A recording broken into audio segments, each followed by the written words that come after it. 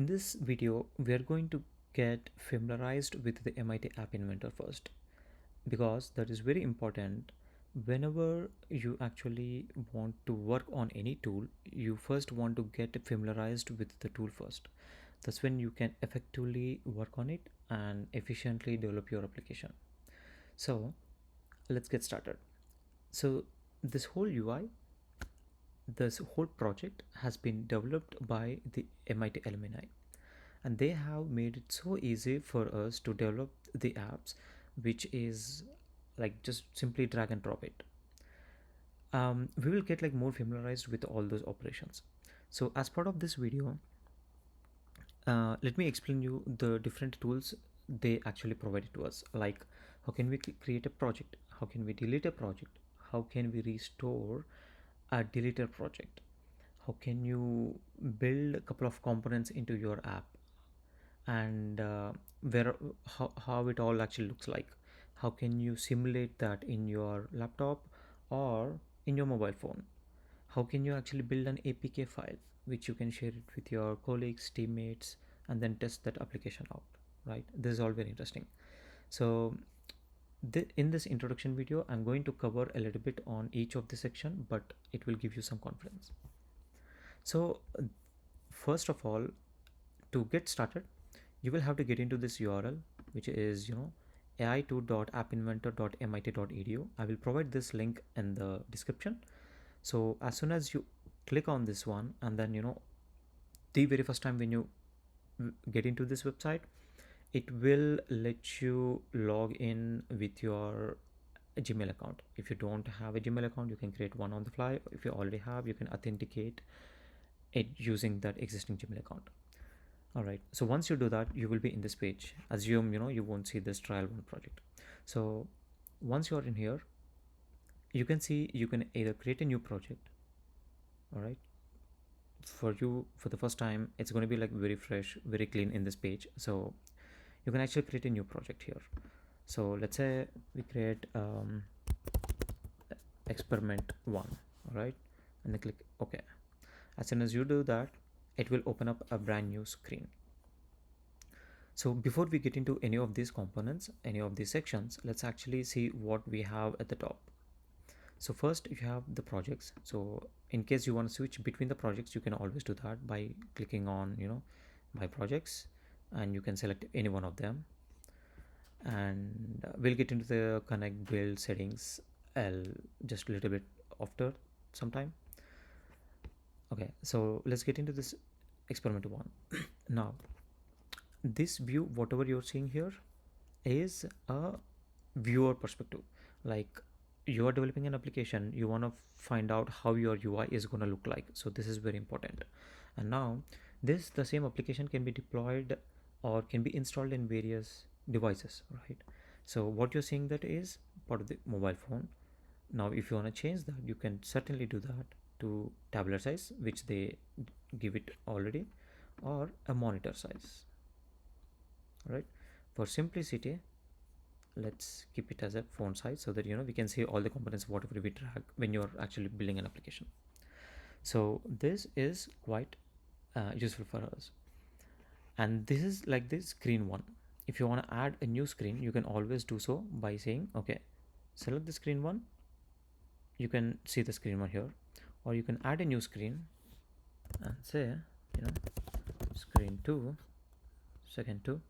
Okay, and now you can always switch between the screens to develop your apps over here, to develop any UI, any functionality in there. And you can always name your screens as well to make it more meaningful, just by click on the screen one.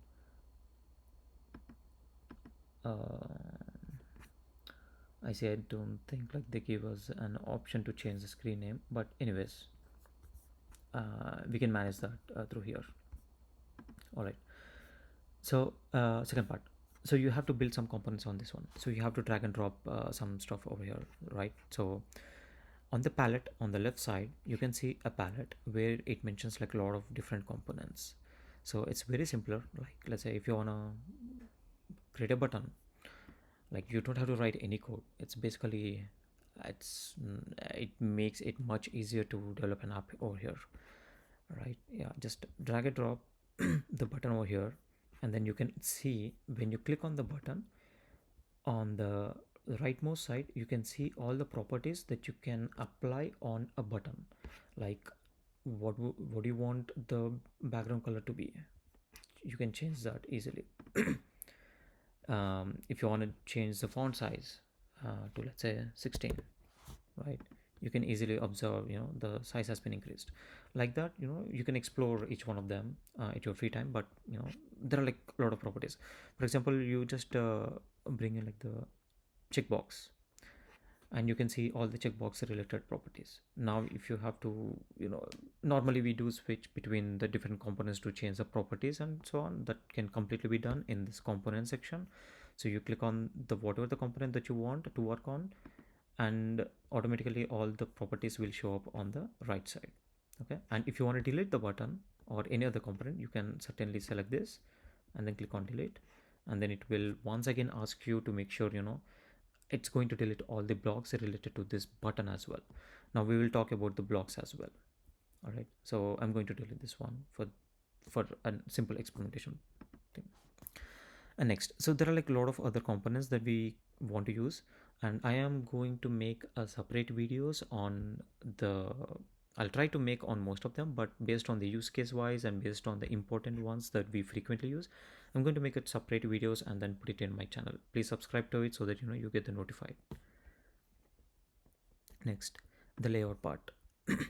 Like you want to add like multiple components in a proper fashion that you want. So you can always do that using this layout. Like let's say if you want to add let's say button and a checkbox within a, in a specific order, right? Just bring this vertical arrangement over here, and then you can drag and drop any component into this box. For example, let's say I'll first start with checkbox. Now I can go to user interface, and then let's say I want to bring in the button, right? I'll just simply drop it in this one, and then I can always switch the order as well, and you can see that here. So this way you can always develop the app that the way you want. And of course, let's say you want to actually have some properties set up for vertical arrangement as well. Click on this vertical arrangement, all the properties will show up, and then you can certainly change the way that you want. Next, the media. So the media section actually shows us very interesting ones, like it can actually do the text to speech conversion. By the way, I have a video. I have already prepared the video a few years ago, but I can link it up in the description. A video player, drag and drop it over here, and then you will have to actually apply some properties to that. And then the sound recorder, camcorder. So there are like multiple media related functionalities they do provide that we can actually create like very interesting applications. Next, something related to drawing and animation. Next, the maps. Like you can literally, this is like very interesting visually, right? Like very day-to-day life we use Google Maps, Apple Maps, on various other third-party apps um, to like better understand the distance, whatnot. So you can develop your own application based on it here. I'm sure there are like hundreds of use cases that you can make the map in your application. And next, the sensors. This is one more interesting that I find very interesting. There are different ways that you can use these different sensors. For example, speedometer, pedometer. You can develop your own app to find out how many steps you have been making. I know our so many default apps within our mobile phones already do that, but this is something just you can just simply experiment with. Accelerometer, barcode scanner, you can develop your own. So this is very interesting one. And the social, like any, so you can definitely build something useful out of this as well. What I'm trying to show here is like the MITApp Inventor here, they have provided the features in the different domains, different sections that you can actually develop. For example, you build some app, that shows, you enter some address, it will find out the where the you know the the address is basically, and you can link this particular maps to share it with your friends by using this sharing feature, right? Of course, it's just like not simply drag and drop. There are like a lot more other places that we have to do, stitch up like the different components, but we'll see that soon. And then the storage, you can write data into some any one of these DBs, and you can actually get the data from any one of these DBs. So it's quite important in certain cases where you actually have to maintain the state of either the user application, or maintain the state, for example, like you store some pictures, so we'll have to maintain that database somewhere. So this is where it will be helpful. It's all going to be like a tiny DBs here, because we do not want to fill the user's mobile device. So that's why we make use of these tiny DBs, where you can just maintain your own database and then make use of it efficiently. Now next, the connectivity part, where you can actually play around with the Bluetooth connections. So there are like so many of components that you can actually pull in and then experiment. The next part is, yes, for example, you have this button here, and when a user clicks this button, you want some action to be performed. How do you do that? Well, you get into these blocks. When you click on when you are on this screen, the designer button is grayed out, but basically that is the designer view. When you click on the blocks, you will see the functionality, all the logics that you can work on. Click on the blocks, and this is a screen that you will see. And on the viewer side, whatever the logic that you want to write, that will show up over here. And on the blocks section over here on the left side, you will see the various controls, various built-in apps, and the various components that you have dragged in the designer view here, right? So each one of them is showed up here, and then you will have to develop your app in such a way. For example, button 1. So now I want to do, okay, whenever a button 1 is clicked, I want to do something. So let's say you click on a button 1, and it will show you the various functions or the various properties that you can make use of. You click on media player 1, the same thing. It will do some operation, whatever the based on the logic that you do, or it will set some values to the video player. Same with the maps. Same with the sharing. How do you want to share?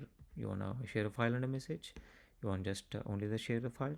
Or you want to use this sharing in button? For example, when you click on a button, you want this sharing to be happen. Something like that. We will get into the use case with a proper why, we build some use case, and then we will work on it, then you will get an idea.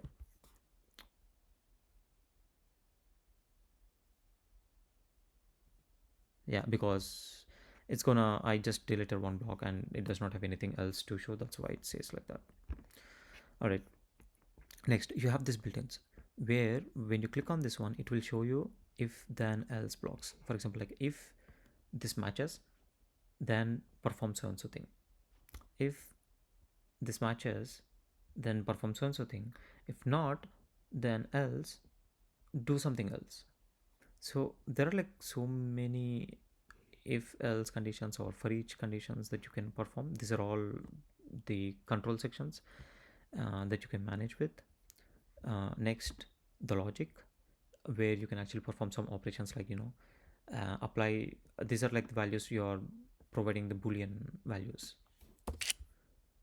Next, the mathematical operations that you can do. These are like very easy, like drag and drop, your functionality is done. Next, the text related operations.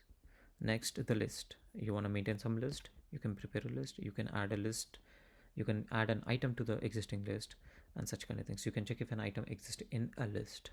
So see, so many of those items. It all depends on the use case, how you want to manage. Next, the dictionaries. It's like a key value store, a key value structure. For example, name Nandakishore, age some number, location some location. So now I can write an application to get the name of uh, a person, like, right? So I can do like, okay, get me the value for name from this dictionary. So in that case, I can use this one, like, get values, something like that.